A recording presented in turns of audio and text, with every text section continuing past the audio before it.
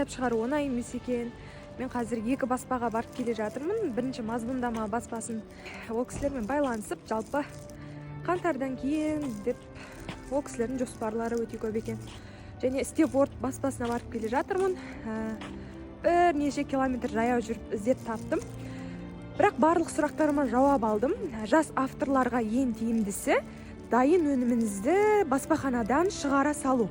Яғни типографияға дайын өніммен бару, мұқабасы дайын, мазмұны дайын, редакторлық жұмыстан өткен, версткасы жасалған, беттелген, сондай дайын өнім бару керек екен.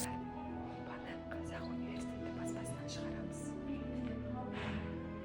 Кітаптың да өзінің төлқұжаты болады екен. Қызық, мен бұрын білмеппін. Жалпы кітап шығару процесінің бұндай күрделі екенін мен ойламаппын.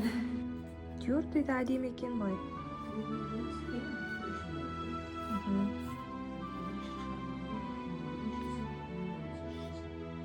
Достар, мен қазір баспадан шықтым. Кітаптың мұқабасы дайын. Ішіндегі иллюстрацияларды да жасап жіберіп қойдым.